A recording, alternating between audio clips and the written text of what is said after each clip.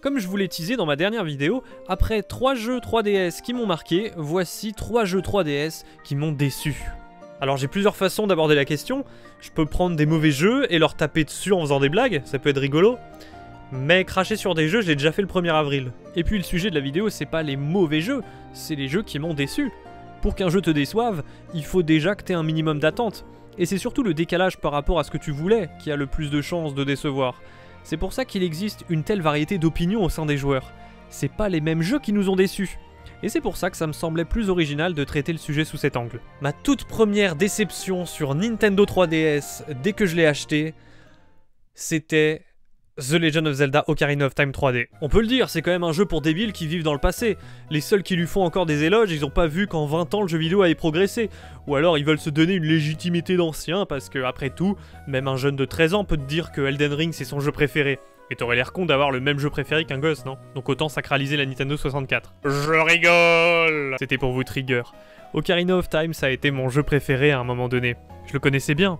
À une époque, j'étais même ultra fan de consoles portables, donc quand ils ont annoncé qu'un de mes jeux du cœur serait jouable pour la première fois en version portable sur la nouvelle console de Nintendo, j'étais comme un ouf. Puis j'ai joué au jeu. Ah, ok. Je pensais que ça m'exciterait plus. Au final, la promesse de jouer à un gros jeu sur une petite console portable, ça te bluffe la première demi-heure, mais ensuite tu t'en fous, ça te fait plus rien, la hype est partie. C'est con, il reste encore des dizaines d'heures avant de le finir. C'est pour ça que je sais pas s'il y a vraiment beaucoup de gens qui finissent leur jeu sur le Steam Deck. Surtout avec une autonomie d'1h30. Une fois que t'as dit j'ai joué à Elden Ring dans mes chiottes, lol, et que personne n'a rigolé, ben à quoi bon continuer? Alors ok, le début d'Ocarina of Time est rythmé, mais une fois adulte, ça tourne un peu en rond. Enfin, surtout quand tu connais déjà le jeu par cœur. C'était mon problème. L'aventure, je la connaissais déjà, et ce portage n'avait rien de nouveau en termes de contenu. J'aurais dû m'en douter quand dans les trailers ils te mettaient le mode boss rush sur un piédestal. Vous me direz, j'avais qu'à plus me renseigner, mais je le savais en fait. Je pensais juste pas que ça m'ennuierait aussi vite de refaire un jeu que je connaissais déjà, avec aucun changement. Pokémon Argent, je le connaissais par cœur, mais jouer au remake sur DS, ça m'a quand même procuré un énorme plaisir tout du long. Attention, c'est la seule fois que vous m'entendrez lancer des fleurs à Pokémon pour enfoncer Zelda. C'est comme pour le nouveau Resident Evil 4, si c'était que pour améliorer les graphismes, il aurait rien apporté aux fans. Alors que là non, Resident Evil 4, ils ont modifié le level design. Super Mario 64 DS aussi, c'était un remake qui avait du sens, avec des twists pour ceux qui connaissaient déjà le jeu original. Zelda Ocarina of Time n'avait rien de tout ça. Donc il m'aurait plu seulement si je le connaissais pas déjà. Ou alors si j'étais un faux rétro gamer. Vous savez, ceux qui ont l'air de bien connaître les vieux jeux, mais en fait, ils y ont pas rejoué depuis leur sortie. Le seul truc qui m'a motivé à refinir cette aventure, c'est la Master Quest qu'on débloquait à la fin. Quelle idée à la con pour un portage. Heureusement que dans Twilight Princess HD, tu pouvais sélectionner le mode héroïque dès le départ. La Master Quest, il y a des petits changements, c'est vrai, le level design des donjons est modifié, et tout le jeu est en mode miroir. Mais c'est nul en fait. Jeune et naïf, je pensais que ça me donnerait un nouveau regard dessus, comme quand tu fais un circuit Mario Kart en miroir. Mais pour un jeu d'aventure, non, c'est juste chiant, ça fait mal à la tête de tout devoir inverser. Et puis les donjons différents, c'était pas inédit, c'était déjà sur GameCube. Et sur le CD bonus de Wind Waker, avec Ocarina donc, tu pouvais choisir la Master Quest dès le départ. T'avais pas besoin de te retaper le jeu normal avant. Et elle était pas en mode miroir, elle. Donc la version 3DS, elle m'a rien apporté en tant que gamer. Ok, c'est plus en 20 FPS, mais les graphismes c'est pas tout. Ce que j'aurais kiffé au moins, c'est qu'ils sortent une mise à jour après la sortie du Circle Pad Pro pour qu'on puisse bouger librement la caméra comme sur Majora's Mask 3D. Combien de gens ici ont découvert Ocarina sur 3DS et pas sur 64 ? Je pense que ça doit jouer sur l'appréciation, je suis curieux d'avoir votre avis. Moi au moins, il m'a appris à ne plus acheter les portages de jeux que je connaissais déjà. J'ai pas fait 2 fois la même erreur. Mais bon, c'est avec les erreurs qu'on se construit en tant que gamer et en tant qu'acheteur. De plus en plus, je joue aux versions originales, sur leur console d'origine. C'est pour ça que je vous conseille autant la Wii U depuis 2018. Deuxième jeu qui m'a déçu sur 3DS, mais alors là, on est sur une déception bien plus grande que Zelda, Pokémon X et Y. Petite parenthèse, il y a quelques semaines, j'ai fait une vidéo sur les jeux DS jouables sur New 2DS et Wii U. J'expliquais déjà ce que je pensais du remake de Mario 64 sur DS, et je donnais également mon avis sur la série Pokémon une fois qu'elle est passée au double écran. Pour résumer, la 4ème génération manquait d'ambition selon moi, ce qui fait que j'ai complètement snobé la 5ème. Mais quand j'ai reçu ma 3DS, la promesse d'une 6ème génération de Pokémon sur une machine plus performante me redonnait espoir. Après tout, Ocarina of Time et sa grande plaine tournaient parfaitement sur 3DS, donc il y avait également moyen de faire un Pokémon en full 3D caméra libre. En fait, ce que Game Freak a sorti l'an dernier sur Switch, moi je l'attendais en 2013 sur 3DS. Alors quand j'ai vu que c'était encore une fois un truc minimaliste, chibi, vu de haut, moins ambitieux que Colosseum, j'étais deg. Mais j'ai pris sur moi. Un jeu, c'est pas que ses graphismes et sa capacité d'immersion, c'est surtout son gameplay. Et c'est là que j'ai été le plus déçu. J'avais pas joué à un jeu Pokémon depuis des années, mais malheureusement, ça n'a pas suffi à me faire oublier le tableau des faiblesses et des résistances. Et quand tu connais ce qui est juste la base du gameplay de Pokémon, ben tu roules sur tous tes adversaires, y a plus aucune difficulté. Parce qu'en plus, les dresseurs ont constamment 20 niveaux de moins que toi. Et comme si c'était pas assez facile, la 6G, c'est l'arrivée du nouveau multi-exp dès le début de l'aventure qui donne de l'expérience à toute ton équipe, même ceux qui n'ont pas combattu. Vous imaginez pas comment je me suis ennuyé tout du long. J'essayais d'esquiver tous les combats parce qu'ils avaient aucun enjeu, ils me faisaient juste perdre mon temps. Et niveau perte de temps, ce jeu, il est 5ème dan. Vu qu'il te bombarde constamment de dialogues insipides, ultra niais, ça m'a choqué comment Pokémon ne respectait plus leurs fans plus âgés. Comme je le disais dans le passé, à chaque génération, Pokémon visait de nouveau les 6-8 ans. Et t'ajoutes à ça que t'es obligé de faire du roller pas précis quand tu utilises le stick, l'interface surchargée sur l'écran du bas, ce Pokémon X, il empilait les idées qui me faisaient rager. Suite à ce jeu, je n'ai jamais joué à un nouveau Pokémon normalement. Je faisais direct un Nuzlocke Challenge pour qu'il y ait un minimum d'enjeu dans mon jeu. Reste que le côté gnangnan est toujours présent. Mais il y a un truc qui m'a fait me réintéresser à ce Pokémon 2 ans plus tard. C'est que je suis retombé sur la chaîne YouTube de Maître Armand, un vrai Pokéfan qui parlait de Shiny Hunting et de combat Pokémon au niveau stratégique. J'ai compris que si l'aventure solo était nulle à Yesh, le PVP était en fait très profond. Avec mon pote Mikox, entre deux courses sur Mario Kart 7, on a commencé à s'affronter en ligne en suivant ce qui se faisait sur la scène compétitive Pokémon. Et c'était devenu une toute autre façon de jouer. À cette époque où j'étais fan de jeux de cartes, je trouvais qu'il y avait carrément une dimension deck building dans la construction de ces Pokémon. Et puis, à côté de ça, j'ai découvert la technique de la pêche à la chaîne qui m'a permis de capturer plein de Pokémon shiny, à l'époque où c'était encore un truc de ouf d'en avoir un. Donc ça va, j'ai fini par m'amuser dessus, même si au début, il m'a bien déçu.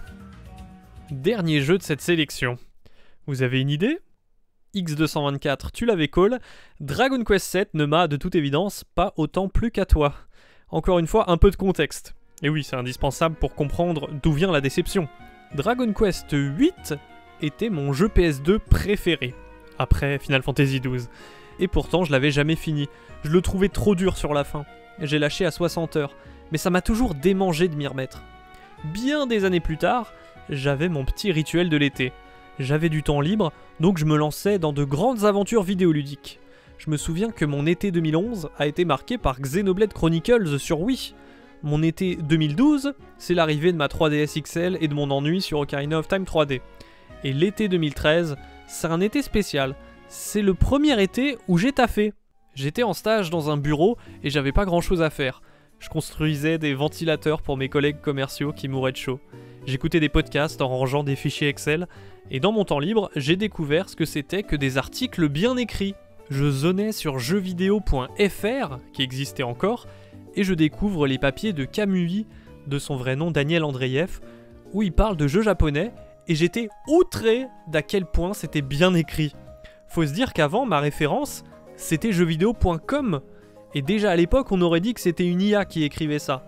Non, là, jeuxvideo.fr, il régalait avec les articles de Daniel. Ils étaient très agréables à lire. Il y en avait un sur Dragon Quest X, qui sortait en 2013 sur Wii U, et il y en avait un sur le phénomène qui a été la sortie de Dragon Quest VII sur PlayStation en 2000 au Japon. C'était passionnant, parce qu'en 2013 justement, l'année de mon stage, un remake de Dragon Quest VII sortait sur 3DS, uniquement au Japon, avec aucune date d'annoncer pour la France. Ça foutait la haine. Là, je me suis souvenu avec nostalgie de tous les bons souvenirs que j'avais eus sur le 8, et j'ai eu envie de les confronter au présent en y rejoignant. Tout l'été 2013, le soir en rentrant de stage, j'ai fait Dragon Quest VIII sur ma PS2, presque à 100%. Et j'ai trop kiffé. j'avais encore plus envie de jouer au 7. Jusqu'à ce que je me fasse une raison, les Dragon Quest maintenant, c'était que pour le Japon. Et pourtant, 3 ans plus tard, en 2016, soit l'année où je me suis remis à la 3DS avec Mario Kart 7, Pokémon X, Pokémon Picross, Fire Emblem Fates, eh ben j'apprenais que le remake de Dragon Quest 7 allait enfin sortir en Europe en septembre. J'étais trop content. Mais septembre quoi? Après l'été, après les vacances, à la rentrée. Et en septembre, moi, je commençais un nouveau taf, avec des horaires autrement plus contraignants. Donc mon équilibre vie pro, vie perso, il était bancal. Pas idéal pour se lancer dans un RPG, mais c'est quand même ce que j'ai fait. Au début, j'ai kiffé. Ça m'a toujours plu de découvrir l'univers d'un nouveau Dragon Quest. Et lui, pour le coup, il est en full 3D, immersif, avec caméra libre, contrairement au style plus rétro des 3 remakes précédents sur la première DS, dont je parle encore une fois dans ma vidéo sur les jeux DS jouables sur New 2DS XL et Wii U. Je mettrai le lien de toutes les vidéos que je vous conseille à la fin. Seulement voilà, Dragon Quest 7 a un rythme de progression extrêmement lent. En 20 heures de jeu, j'avais toujours l'impression d'avoir à peine commencé, tellement c'est pas très rythmé. Et puis surtout la mécanique de progression est très redondante dans cette aventure, avec son système de tablettes à collecter pour déverrouiller des îles. Encore une fois, au début j'ai bien aimé, il y a des idées scénaristiques intéressantes, mais le jeu a pas réussi à conserver ma motivation plus de 30 heures. J'avais trop la flemme de continuer. Attendre toute une journée de travail, d'enfin être libre le soir pour jouer à un jeu où j'avais autant l'impression de faire du surplace, non merci. Alors d'un côté, je sais que c'est en partie ma faute. C'est important de bien choisir son moment avant de se lancer dans tel ou tel jeu. Et les JRPG, c'est pas ce qu'il y a de plus compatible avec une vie professionnelle, ou une vie familiale chargée. C'est pour ça tous les Sony, Ubisoft, Rockstar, arrêtez de faire autant de remplissage pour gonfler vos durées de vie. Une aventure plus courte et mieux rythmée, ça nous va aussi. Si je vais sur How Long to Beat, les joueurs prennent environ 80 heures rien que pour la quête principale. C'est 20 heures de plus que Dragon Quest 8 et 11, qui sont déjà très longs, hein, mais qui se parcourent bien mieux. 20 heures dans Dragon Quest 7, c'est beaucoup plus douloureux à mes yeux. Parce qu'en parlant de douleur, si 2016 c'est l'année où je me suis remis à la 3DS, c'est aussi l'année où j'ai pris conscience que l'ergonomie de la console me posait souci. Surtout pour un jeu qui demande de la tenir autant de temps. Donc Dragon Quest 7 m'a beaucoup frustré, proportionnellement au temps que j'ai attendu avant qu'il sorte. Parfois je me demande ce que j'en aurais pensé s'il était sorti 2 mois plus tôt, pendant l'été. Est-ce que je lui aurais pardonné plus facilement ses lacunes? Mais au moins, et ça c'est pas négligeable, il a commencé à me faire questionner mes choix de vie, en ce qui concerne le travail et le temps libre. Donc c'est aussi Dragon Quest 7 qui a fait de moi l'homme que je suis aujourd'hui. Vous avez vu, j'ai pas cité Paper Mario, Sticker Star ou Yoshi's New Island. J'ai quand même cité 3 bons jeux, qui m'ont déçu, moi. Mais vous, c'est quoi les bons jeux qui vous ont déçu? Si vous voulez soutenir la chaîne, vous savez déjà ce que vous pouvez faire pour m'aider à gagner en visibilité sur YouTube.